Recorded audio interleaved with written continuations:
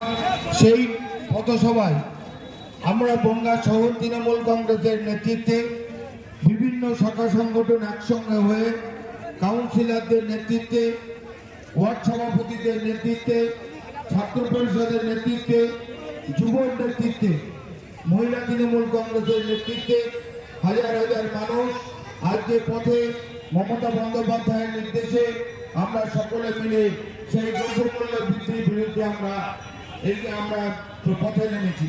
পাশাপাশি আইনটিকৃষি জেলা আইনটিকৃষির ডাকে সেই দ্রব্যমূল্য বৃদ্ধির প্রতিবাদে এখানে সভা হচ্ছে। আমরা সেই সভা মঞ্চের সামনেই আমাদের শহর তৃণমূল কংগ্রেসের সমস্ত কর্মীরা আমরা এখানে মিছিল শেষ করেছি। আমাদের উদ্দেশ্য বাংলা নয়, ভারতবর্ষের মানুষকে বাঁচানো। মমতা বন্দ্যোপাধ্যায় সেই ডাক দিয়েছেন, সেই ডাকে আমরা সারা বাংলা জুড়ে রাস্তায় নেমেছে যে এই মোদী সরকারের পতন চায়। মোদী সরকারের সাম্প্রদায়িকতার বিরুদ্ধে মানুষকে গর্জে উঠতে হবে। হিন্দু মুসলিম শিখ বিষয়ে ভাগ করতে চাইছে, তার বিরুদ্ধে রুখে দাঁড়াতে হবে। একটাই অস্ত্র মমতা বন্দ্যোপাধ্যায় ভারতবর্ষে। আমরা তার সৈনিক। রাস্তায় সমস্ত মানুষকে আমরা সজাগ করতে এসেছি। আমরা বলছি যে আমরা সবাই সজাগ থাকুন। এই দরিদ্র ব্যবসাদাররা যারা আজকে দোকানে বসে ব্যবসা করছেন তাদের আর ব্যবসা করার সুযোগ দেবে না। কর্পোরেট হাউসের হাতে তুলে দিচ্ছে। ওষুধ কিনে মা বাবা ভাই বোনদের আর চিকিৎসা করা যাবে না। ওষুধের দাম এমন একটা জায়গায় তৈরি করে দিচ্ছে যেখানে মানুষের সে ওষুধ কেনার জায়গা নেই। জালিয়াতি করে তারা আয়ুষ্মান ভারতের নাম করে এখানে কার্ড ছাড়ছে, সেই কার্ডে কোনো চিকিৎসা হয় না। আমাদের শম্পা মাহান্ত আছে, আমাদের পাপাই রাহা আছে, আমাদের দিলীপ মজুমদার আছে। এখন আমাদের 4-5 জন বক্তা আছে। আমাকে দিল, কেননা আমার ক্ষমতা সেই সকাল থেকে মিটিং করতে করতে একটু খারাপের দিকে। আজকে যে পথসভা, আজকে আমাদের কেন্দ্র সরকারের বিরুদ্ধে, আপনারা জানেন কালকে আমরা আমাদের 20 নম্বর ওয়ার্ডে আমাদের 748 জায়গার রসুনের এবং তার সেই মোদী সরকার আমাদের পেছনের কথা যদি বলতে হয়, 14 সালে যখন ক্ষমতায় আসলো তখন কত রকমের কথা, কত রকমের ধান্দাবাজি কথা, সেই কথা আমাদের খুব মনে পড়ে। কারণ আমি একটা বাসের সঙ্গে যুক্ত ছিলাম, শ্রমিক সংগঠন করি। তখন ডিজেলের দাম ছিল 55 টাকা, এখন 90 টাকা পার করে দিয়েছে। ওনার যে কথা, উনি খেটে খাওয়া মানুষ, মেহনতি মানুষ, তাদের কথা কোনো সময় চিন্তা করে না। সেই 14 সাল থেকে একের পর এক সব কিছু বিক্রি করে দিচ্ছে। সামনে এলআইসিও বিক্রি করে বেচতে পারেনি। আর সব ছোটখাটো ব্যাংক, জানেন এলাহাবাদ থেকে সব ব্যাংক বেচে তুলে দিয়েছে। খুঁজে পাবেন না এলাহাবাদ ব্যাংক থেকে শুরু করে ছোটখাটো ব্যাংক সব চলে গেছে। হয়তো চেন্নাইয়ে একটা আছে এরকম। অথচ নীরব মোদী, আদানি আম্বানি যারা আজকে বিদেশে পালিয়ে গেছে তাদেরকে পেছনে সাপোর্ট করে যাচ্ছে একের পর এক। তারা কোনো সময় দেখলাম না যে একজনকে ধরে নিয়ে এসছে, সে লন্ডন হোক আর যেখান তো হোক, ধরে নিয়ে এসছে। অথচ কিছুদিন আগে দেখলাম পেপারে এই কৌশিক অমিত শাহ ছেলে জয় শাহ নামটা হঠাৎ শুনলাম, বেশি দিন শুনিনি। স্বরাষ্ট্রমন্ত্রীর ছেলে তো, বেশি দিন শুনিনি। তা তিনি হঠাৎ দেখি লক্ষ লক্ষ কোটি টাকার মালিক হলেন কি করে, তা তো আমি বলতে পারছি না। আপনারা একটু শুনবেন। আমার বাবা চাষ করত, আমার বাবা গরু দুয়ে দুধ দিত, তারপরে সকাল 10টার সময় ধরেছে জমিতে যেত চাষ করতে, আর দুপুরবেলা গোবিন্দ ডেয়ারির পিছনে ছানা কেটে লোকের দোকানে দোকানে দিত। তার ছেলে আমি তো লাখো কোটি না বা কোটিও না, সেটা আমার স্বপ্নের ব্যাপার। তার অমিত শাহর ছেলে কদিনে কি করে লাখো লাখো কোটি টাকার মালিক হলো, সেদিনকে পেপারে দেখলাম 60,000 কোটি টাকা মাফ হয়ে গেল। তার 60,000 কোটি, চিন্তা করলে তো আমরা অজ্ঞান হয়ে যাবো। অথচ আমাদের কোনো সাধারণ মানুষ, যদি ব্যাংকে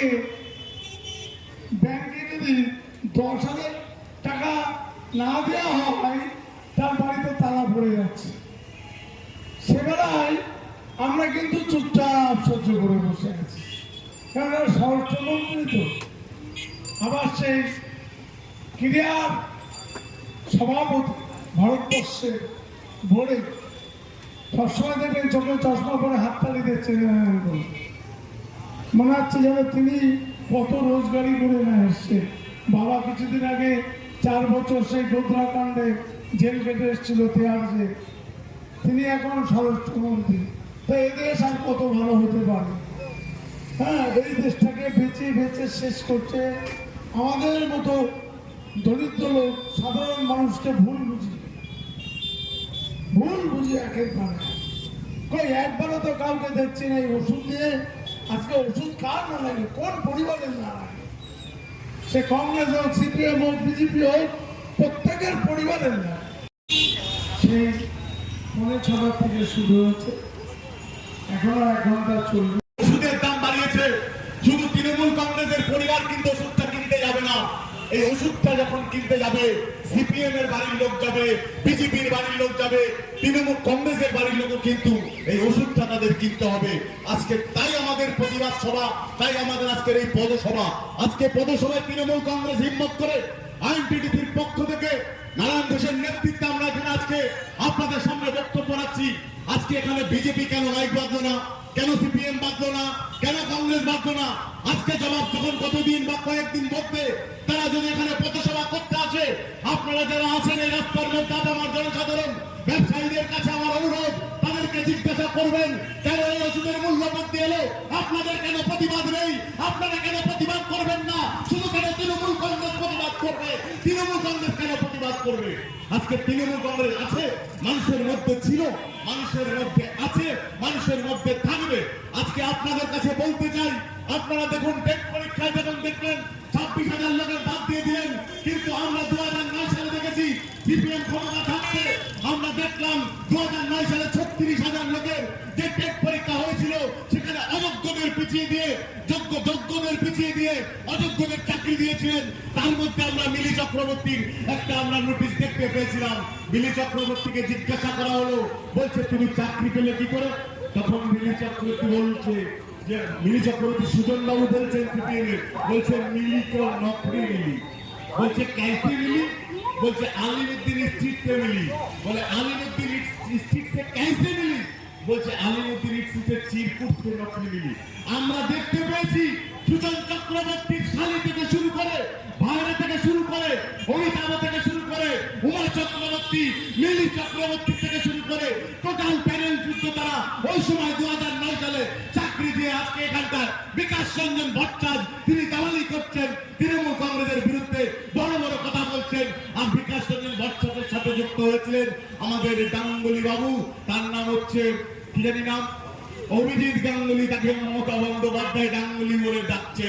সেই গাঙ্গুলি বাবু, তার প্যানেল যুদ্ধ, তিনি যখন তার বেঞ্চ থেকে এই চাকরিজীবীদের তারা বললেন তাদেরকে চাকরি থেকে বরখাস্ত করা হবে, এম ভাবে আমরা দেখলাম আজকে সুপ্রিম কোর্টে আমরা দেখলাম 2 দিন আগে সঞ্জীব খান্না, তিনি সেই প্যানেল যুদ্ধ দিয়ে তিনি আবার সে একই কাজ করে বাদ দিলেন। কিন্তু গতকাল রাত্রিবেলা আমরা দেখতে পেলাম সঞ্জীব খান্নাকে, তিনি গেলেন মোদিবাবুর বাসভবনে, সেখানে গিয়ে তিনি ভোজন করছেন, সেখানে গিয়ে তিনি আর তার চাকরি আছে আর হয়তো 13 দিন কি 14 দিনের মধ্যে তিনি আবার রাজ্যসভার সংসদ হবেন। পুরো চক্রান্ত চলছে। মমতা বন্দ্যোপাধ্যায় প্রেস কনফারেন্সের সামনে বলেছেন যে যারা এই চাকরি থেকে বরখাস্ত হয়েছেন তাদের এই চাকরির তাদের অব্যাহত করা যাবে না, তাদের চাকরির জন্য বাছাই করা হবে এবং তাদের চাকরির পরীক্ষা তারা আবার বলছেন পুনরায় সুযোগ করে দেবেন। মমতা বন্দ্যোপাধ্যায় মানবিক দিক থেকে বিচার করেছেন। যাদের চাকরি থেকে বাদ দিবে বলেছেন, আজকে বলুন তো তারা ক্লাস 9 থেকে 8, 10 এবং 11, 12 এর ছাত্রছাত্রীদের পড়াচ্ছেন, আজকে তাদের বাদ দিয়েছেন। আগামী দিন তাদেরকে পড়াবে কে? এই দায় কে নেবে? এই দায় বিজেপি সরকারের নিতে হবে। আর বড় বড় কথা, আমরা কিছুদিন আগে দেখলাম যে তাদের পোস্টার হিন্দু হিন্দু ভাই ভাই পোস্টার দেখেছি না, বলছে হিন্দু হিন্দু ভাই ভাই, আর আমরা বলছি সত্যি আমরা হিন্দু হিন্দু ভাই ভাই। আর বিজেপিরা কিসের ভাই? দেশের ভাই। আপনারা শূন্যস্থানটা পূরণ করবেন। আর হিন্দু হিন্দু আমরা ভাই ভাই, আর বিজেপিরা হলো দেশের ভাই। আপনাদের কাছে বলে যেতে চাই, পশ্চিম বাংলা অশান্ত করবার পুরো চেষ্টা চলছে। আর শুভেন্দু অধিকারীর ভাইয়ের কথা বলছি, দিব্যেন্দু অধিকারীর কথা আমরা দেখলাম সিবিআই থেকে বেরিয়েছে, দিব্যেন্দু অধিকারী তিনি চাকরি দিয়েছেন। বাংলার জননেত্রী মমতা বন্দ্যোপাধ্যায় নির্দেশ অনুসারে 741টি ওষুধের উপরে যে মূল্যবৃদ্ধি, তার প্রতিবাদে বনগাঁ সাংগঠনিক জেলা আইনটিটিউসি শ্রমিক দলের নেতা আমাদের সকলের নয়নের মণি মাননীয় নারায়ণ ঘোষের নেতৃত্বে রামনগরের পার্শ্বস্থ স্থানে সান্ধ্যকালীন যে প্রতিবাদ সভা, সেই প্রতিবাদ মঞ্চ থেকে অনেকেই অনেক বক্তারা বক্তব্য রেখেছেন।